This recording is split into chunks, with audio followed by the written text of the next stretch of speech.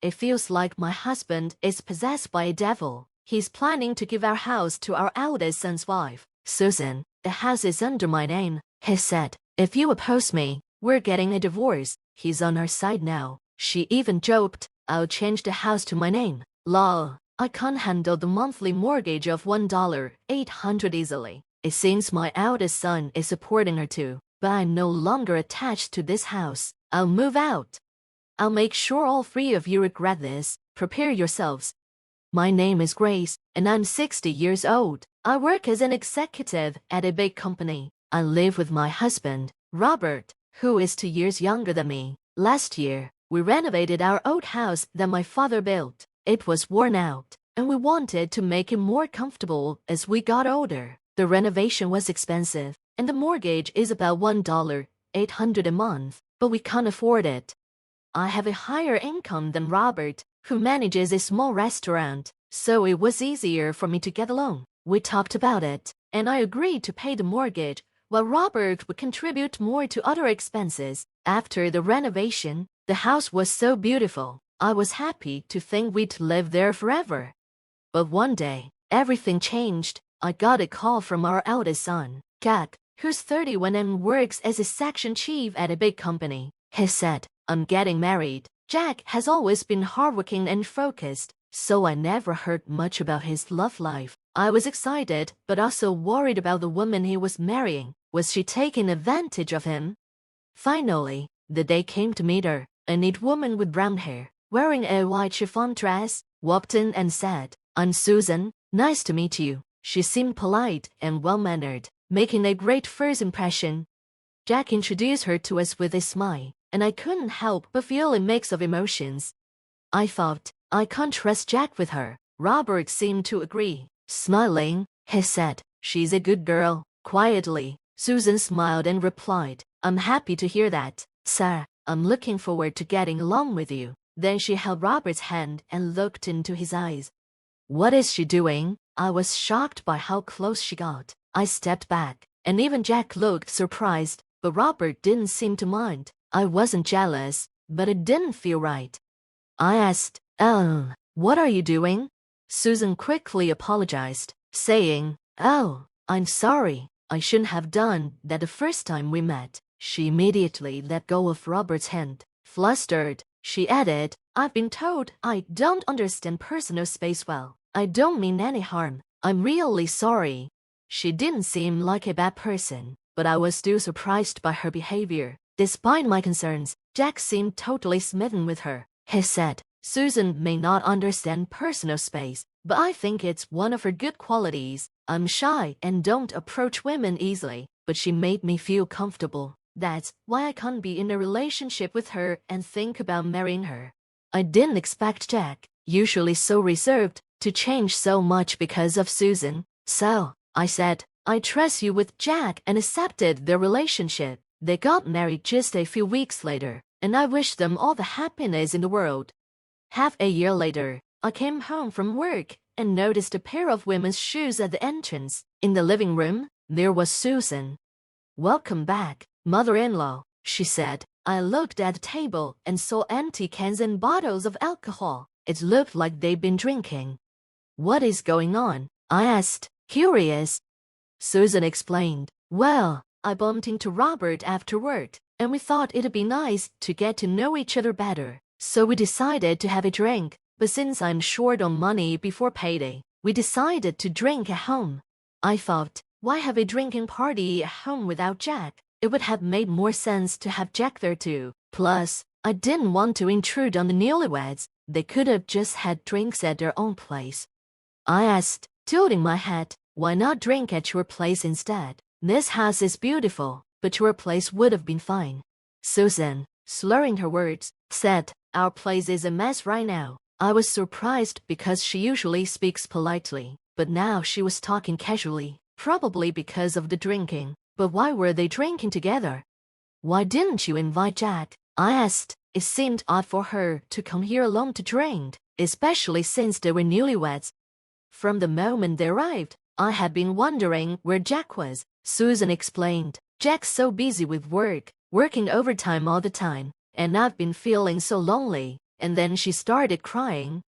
Robert, trying to comfort her, stroked her hair and said, Susan, it's not your fault. Jack should be here, not leaving his wife alone.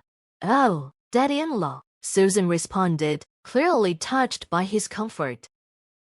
I couldn't believe what I was seeing. It felt inappropriate. I said, Robert, Susan is your daughter-in-law. This is disrespectful to Jack. You shouldn't act this way. I scolded him, but Susan immediately jumped in. Don't scold Daddy-in-law, please. Her response was so absurd that I blurted out, what? I wanted to say more, but after a long day at work, I just didn't have the energy. I'm going to take a bath. Please clean up when I'm done, I said with a sigh and headed to the bathroom. While soaking in the tub, I called Jack and told him what was happening. He said he'd leave work immediately to pick up Susan. I thought it was sweet that Jack cared enough to drop everything for her, but I also realized it might be tough living with someone as eccentric as Susan after marriage. I'm not the best mother-in-law, but I decided I'd give Jack some advice once he got here. After a while, I got out of the bath, feeling lightheaded. I went to the living room and expected to see Jack picking up Susan. But to my surprise, Jack had started drinking too. Jack, you drove here, didn't you? You can drink, I said. In a tipsy voice, he laughed and replied, No. Susan wanted a drink, so I decided to stay the night. While I was glad my son was staying over, I was baffled by the whole situation with Susan. I offered, I can't give you guys a ride. I didn't want my daughter-in-law to stay over, so even though I was tired, I offered to drive them home. But Jack, with an easygoing smile, said, No, you must be tired too. Why don't you join us for a drink? I didn't know how to respond. Then, something felt strange. Susan suddenly gave a mischievous smile, as if she was laughing at me. I tried to brush it off, telling myself it was just my imagination, but looking back, it seems her real plan had already started. The next day, Susan apologized repeatedly for her behavior. I'm really sorry, she said and left. I felt relieved, like a storm had passed. But later that day, when I got home, Susan was there again, this time without Jack. I felt a sense of dread, but this time she was different. I'm sorry to bother you again, but I really wanted to apologize, she said, offering me some sweets. It seemed like she was trying to make things right. Robert also seemed sorry, so I decided to forgive him. Susan stopped coming over after that, which I was relieved about. Then, one day, Robert came to me with a serious look on his face, saying he had something important to discuss. I stayed in the living room, waiting. When Jack and Susan walked in, it's been a while. I greeted them, but they ignored me, which felt strange. Suddenly, Robert yelled, I'm giving this house to Susan. If you don't like it, we're getting a divorce. I was completely shocked. What was he talking about? Mother-in-law, please leave, Susan said coldly. What does that even mean? I asked, feeling confused and overwhelmed. Robert answered, You've been bullying Susan this whole time. That's why she's been crying, and she couldn't come home because of you. What? That's not true. I didn't do anything like that, I argued, but Robert wouldn't listen. He kept shouting, That's why she's been upset. You made her feel unwelcome? Jack chimed in, I didn't expect my mother to act this way. This is a disaster. The more I denied their accusations, the angrier they became. Susan was crying, and it seemed like everything was falling apart. Robert then said, I'm divorcing you. Get out now. I'm staying here with the two of them. Why on earth should I have to give my house to Susan? When I asked, Robert replied, Because Susan is deeply hurt. Normally, we should ask for compensation, but I think a better way to make you feel the same pain is to take away your precious house and give it to Susan. I didn't bully her. Why do I have to suffer? Besides, Susan quit her job when she got married. How could she afford an $1,800 mortgage? I said. Don't worry, Robert replied confidently. The house will be in Jack's name. With Jack's salary and job, we can't change the title immediately. Even so, I pointed out, the mortgage makes it hard to change the title. It's not that simple. The bank probably won't approve it. But Robert, full of confidence, said, "You work for a big company, and so does Jack. Plus, I know someone at the band, so it should be fine." I had no idea where his confidence was coming from. Jack, following Robert's lead, added, "Yeah, and $1,800 loan is nothing." It seemed like they were serious about taking my house. I kept saying I hadn't bullied Susan and refused to give up the house, but they both exploded in anger again. It was too much. Just as I was getting frustrated, Susan, who had been crying the whole time, spoke up. "Mother-in-law, please, for the sake of this child," she said, rubbing her belly.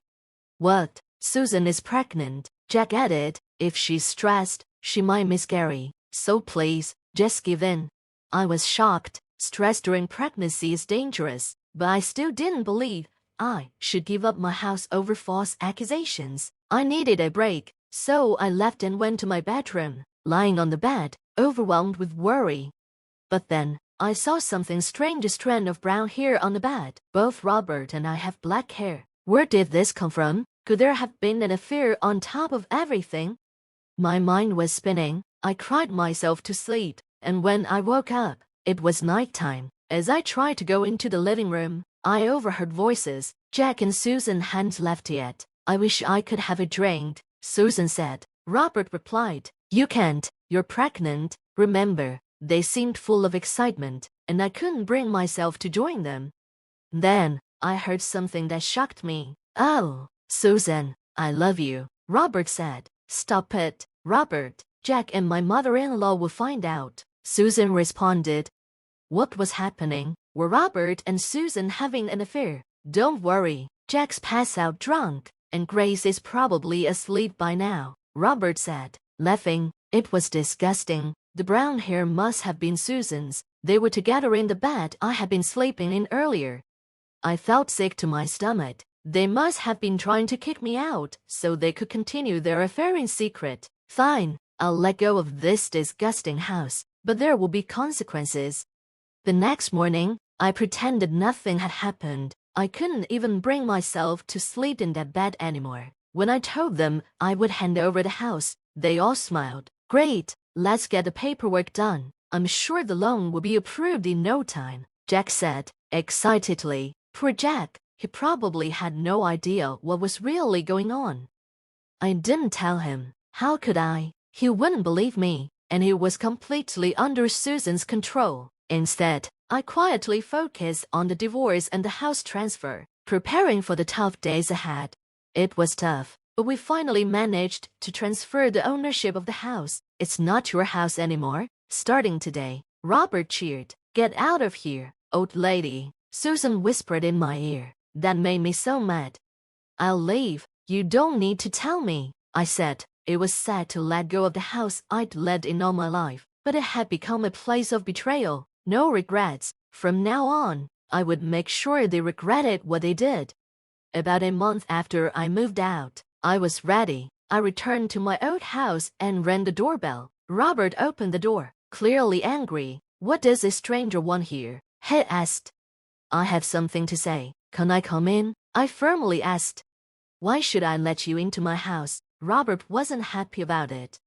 "It's important, and it's also for Susan's sake," I said. As soon as I mentioned Susan's name, he let me in. I didn't want to bring her up, but I knew Robert would listen if it involved her.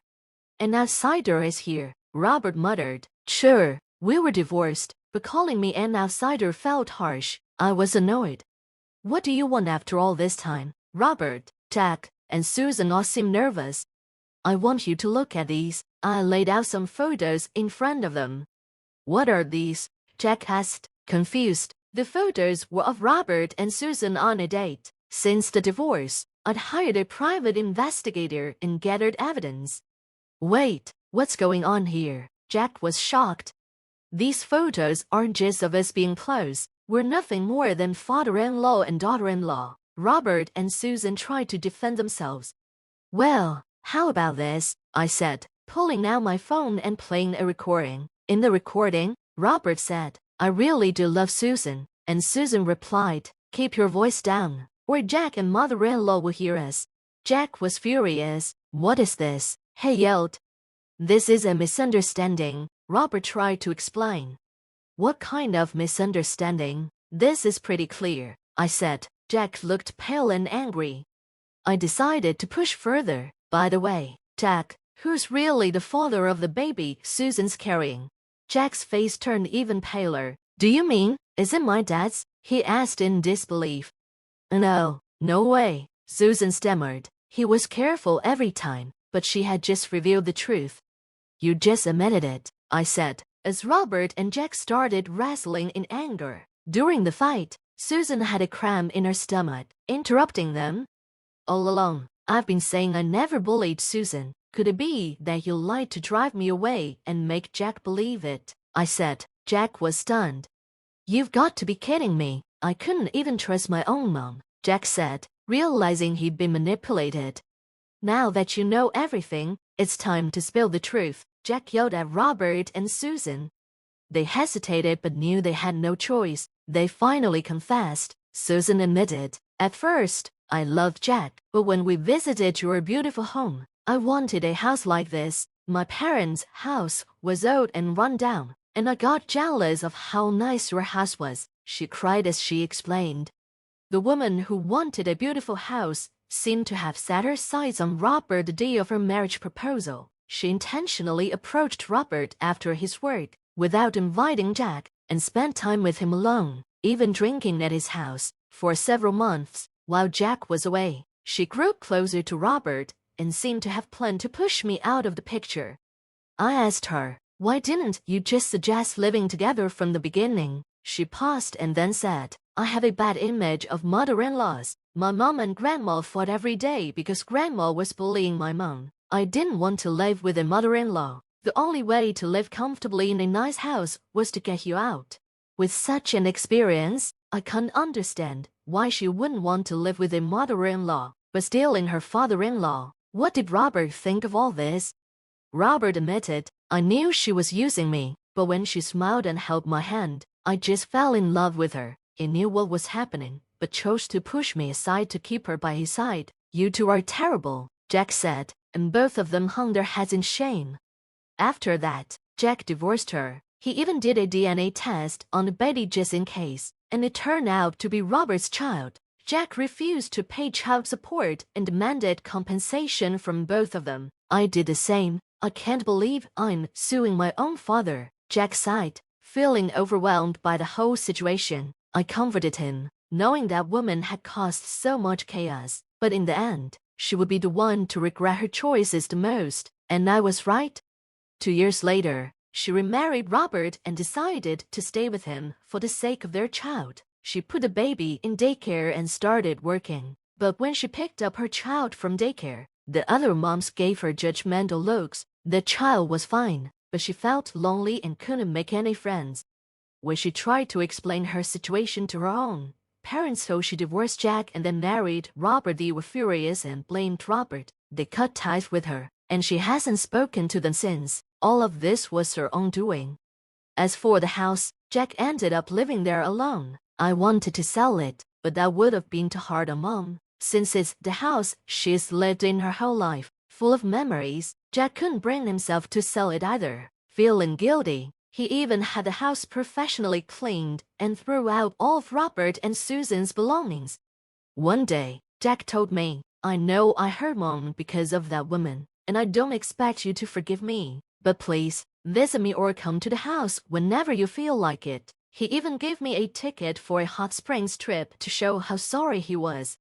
Jack has definitely shown remorse. I can't forgive him just yet, but I think we can slowly work on rebuilding our relationship as it once was.